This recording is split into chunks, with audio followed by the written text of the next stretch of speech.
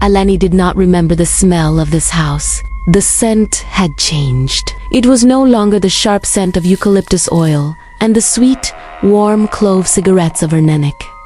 Now, it was something heavier, an oppressive blend of old teak, fabrics forgotten for decades, and a thick dust fine as ash that left a sharp, sour taste on the back of her tongue. The motorcycle taxi's engine faded behind her, returning her to the silence of the Indonesian countryside.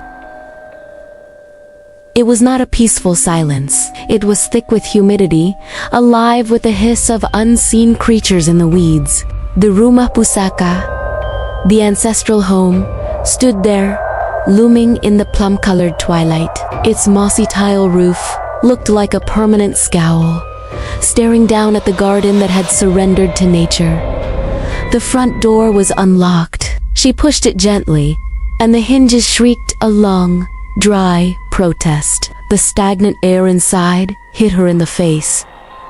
Hot, still, and carrying that smell. It was the smell of neglect, the smell of time left to rot. "I'm home, Ninig," Alani whispered. Her voice was instantly swallowed by the heaviness of the room, and no one answered. Her grandmother had been dead for 3 weeks. 3 weeks she had delayed this trip.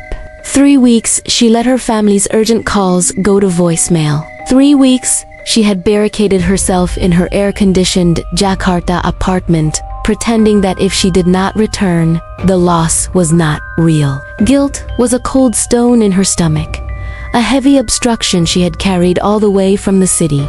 The first room was the pendopo, the open living room where Nenek used to receive neighbors with jasmine tea and steamed Q. Now, the furniture was covered in white sheets. They looked like a graveyard of familiar shapes, like waiting ghosts. On the opposite wall, a Wayang kulit puppet made of buffalo hide hung loosely from a rusty nail. It was the image of Arjuna, the hero, the noble warrior. But something was wrong. A small but glaring wrongness. It was hanging upside down. Its delicate, painted face was pressed against the peeling lime-washed wall. It looked as if it were enduring a silent punishment, or as if it could not bear to look out at the room. Alani shivered, a cold chill running up her spine despite the sweat trickling down her neck. She stepped forward, her trembling fingers touching the leather. She turned the puppet over. The hide was cold and stiff under her fingertips, unnaturally cold in the sweltering heat. Now, Arjuna stared out at the room. Its painted smile looked strained, like a slit in the leather. Alani told herself it was just the carelessness of the cleaners, an oversight. But who had cleaned up? The family said the house was sealed. They had only entered to take Nanik away, and they had sealed it ever since they found her. Alani swallowed, her throat dry. She had to start. Clean. Pack up the remnants of a life, and leave as fast as possible. Night fell without warning, as if someone had thrown a thick, damp velvet cloth over the island. The electricity was erratic. The single ceiling bulb in Nenek's bedroom flickered with a sickly, jaundiced light, casting bizarre dancing shadows on the stained walls. Alani spread her thin sleeping mat on the cool tile floor. She dared not lie on the old canopy bed. The smell of mildew from it was too strong, like the breath of the house itself, an old and tired breath. She shut the windows tight, hoping to block out the ceaseless chirping of insects. But it only made the room more suffocating. Not a single breeze. The tokak, the gecko, began its steady call from the rafters. Tokek, tokek, a bizarre count in the darkness. Tokek, tokek. Alani curled up, squeezing her eyes shut. The last image she had of Nenek surfaced. Not the kind face she remembered, but the gaunt, pixelated face over a hospital video call. Nenek had been trying to say something, her thin hand reaching for the camera. Alani then was in a meeting. She had muted the call, promised to call back later, promised to come home. She had lead. The two cocks stopped abruptly mid-call. The silence that rushed in was deafening, heavier than the noise before it.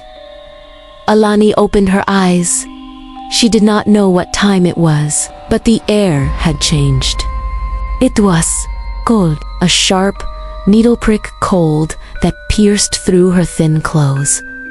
It was not the cold of air conditioning. It was a dead cold, a tomb-like cold, and that is when she heard it. A single note, clear, pure, the sound of a gamelan.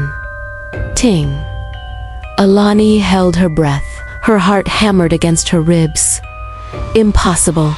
Nenek's miniature gamelan set had not been played in years. It sat in the corner, covered in dust. She had seen it when she came in.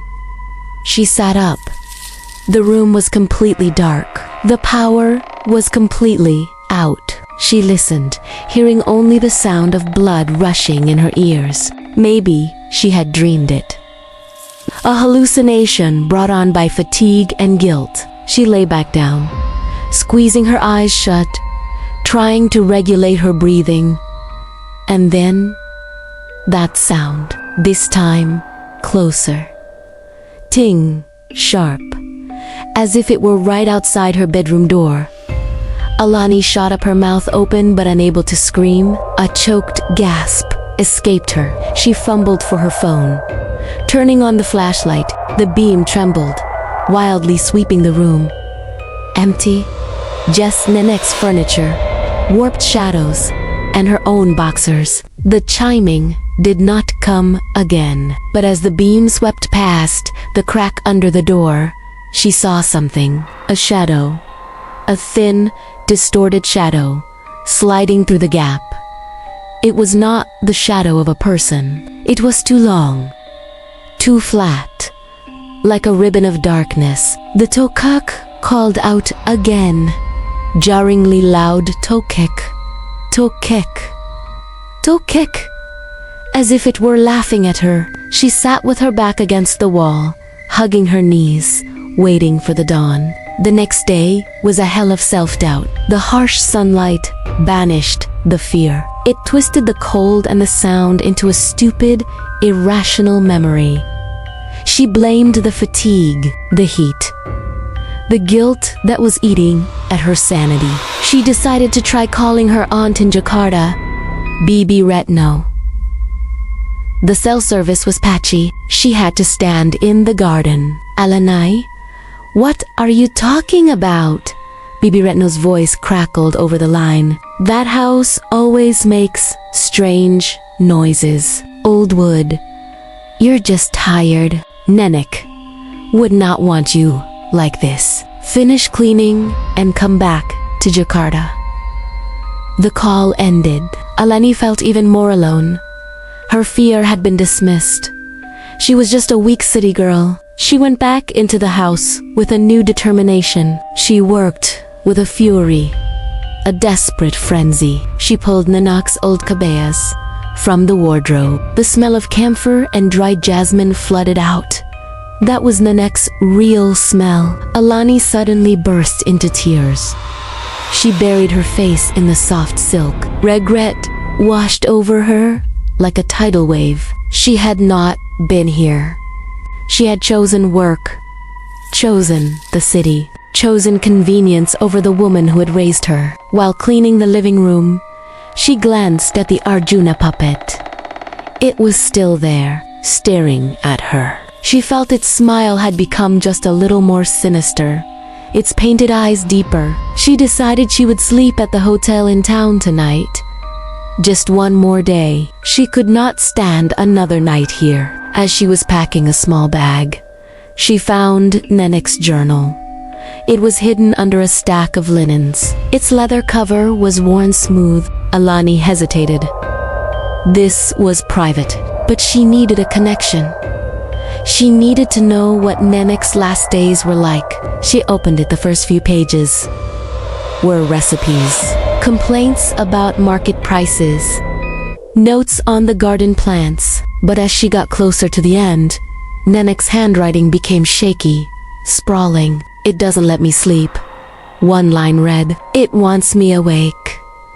Alani frowned. "The walls have ears," read another. "The whispers at 117. It knows I am weak." And then the last page, a single word, written over and over until it nearly tore through the paper. Nitrogen. Alani slammed the book shut. 117. She looked at her phone's clock. Nearly 5 p.m. She had to leave. Now. She grabbed her bag and ran to the pendopo. She stopped cold. Her heart plummeted into her stomach. The Arjuna puppet. It was facing the wall. Again, a violent shiver ran down Alani's spine. No more impossible, she was certain. Absolutely certain she had turned it around. "Someone is messing with me," she said aloud. Her voice cracked in the heavy air. "Ada orang di sini, is someone here?" Only silence answered. A listening silence. She ran to the front door. She grabbed the handle. It did not budge. She pulled. It was stuck. She looked down in panic at the lock. It was locked from the inside. With a heavy iron bolt she was sure she had not touched. She tried to pull the bolt. It was solid as rock. Rust seemed to have fused it to the frame. But how? It was open when she came in. She pounded on the thick wooden door. "Tolong. Tolong. Help." But the garden was silent. The neighbors' houses were too far away. Panic began to rise in her throat. A sour, bilious taste. She was trapped. The sky outside turned a bruised purple. The rain began to fall. Heavy and violent, as if the sky itself were trying to break in. That night, the nightmare began in earnest. She did not try to sleep. She sat in the kitchen. It was the only other room with an exit, though its back door was also jammed.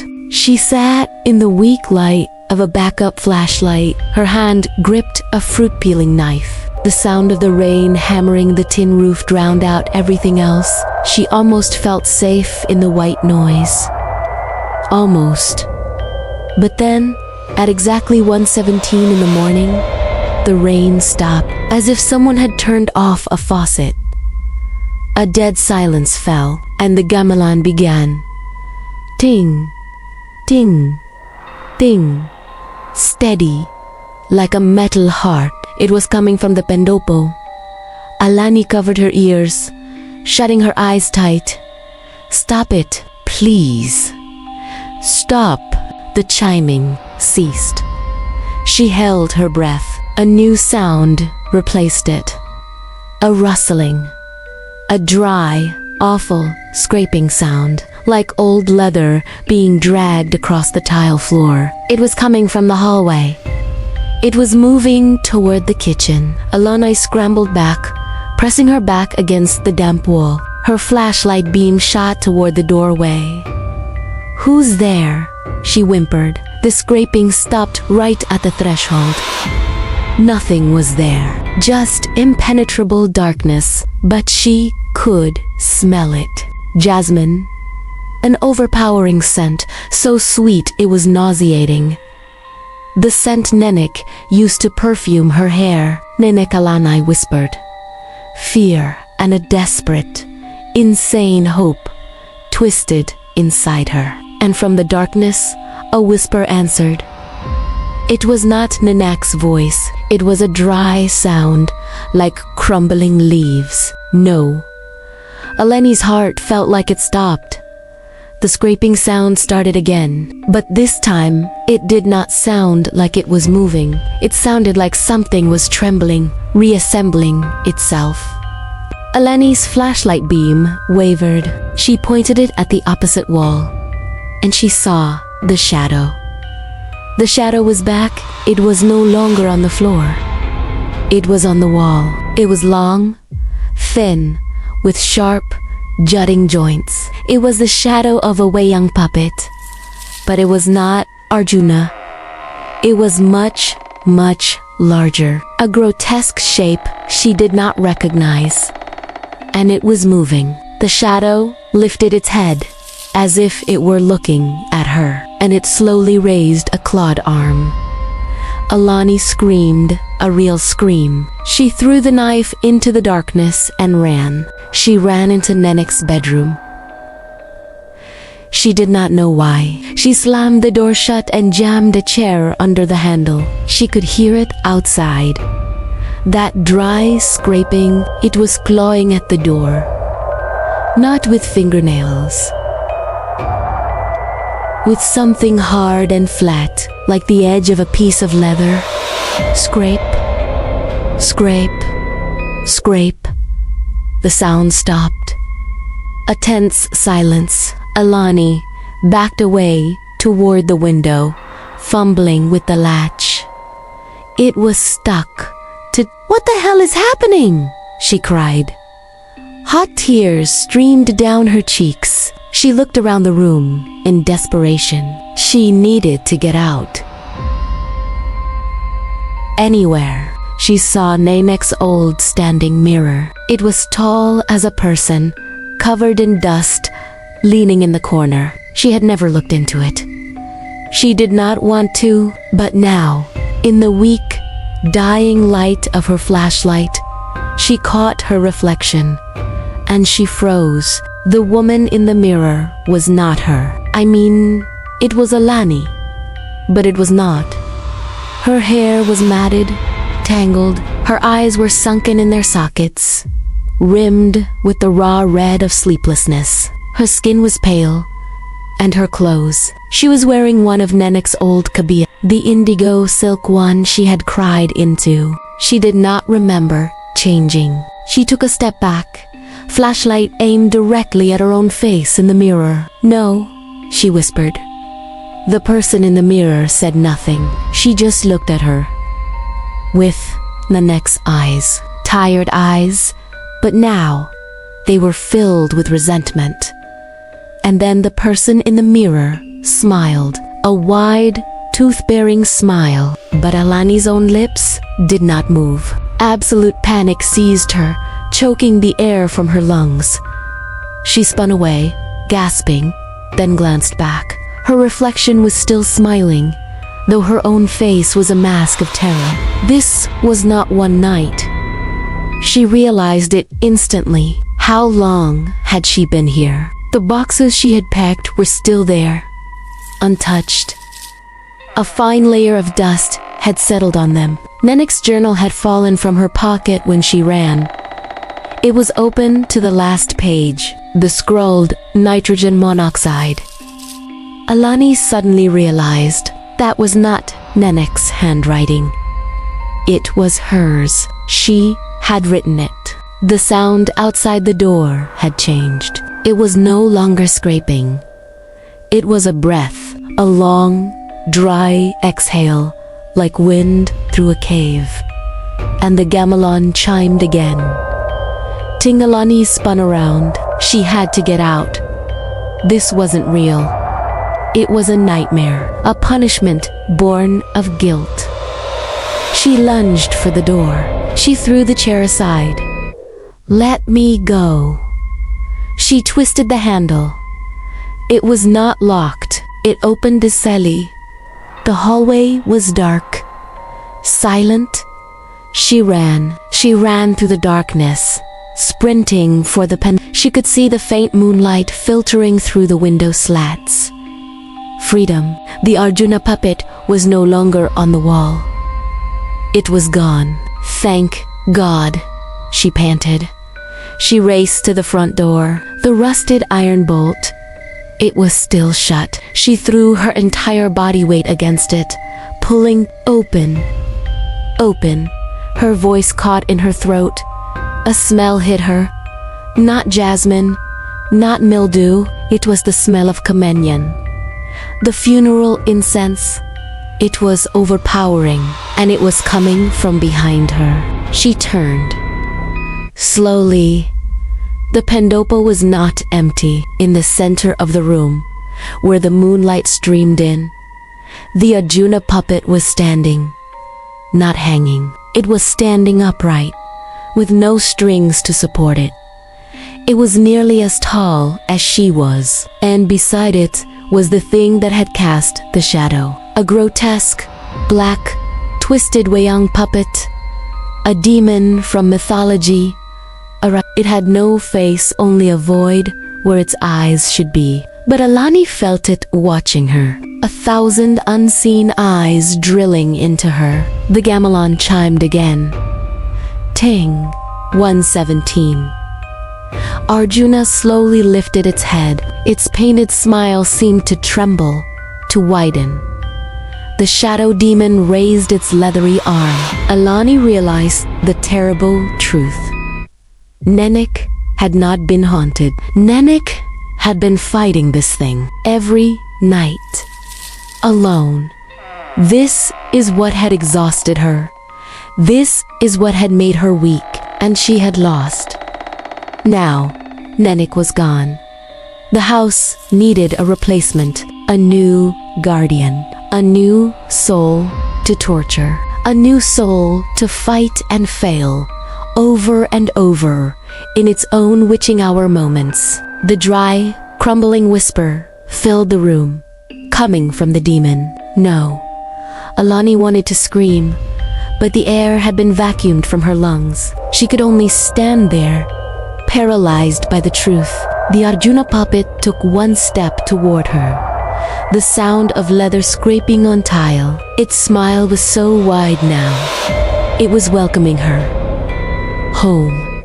Thanks for watching until the end. What was your favorite part? Please let me know in the comments below. If you found this video helpful, don't forget to leave a like, share it, and subscribe to the channel so you won't miss my future content. Your support is my biggest motivation. Thank you all so much.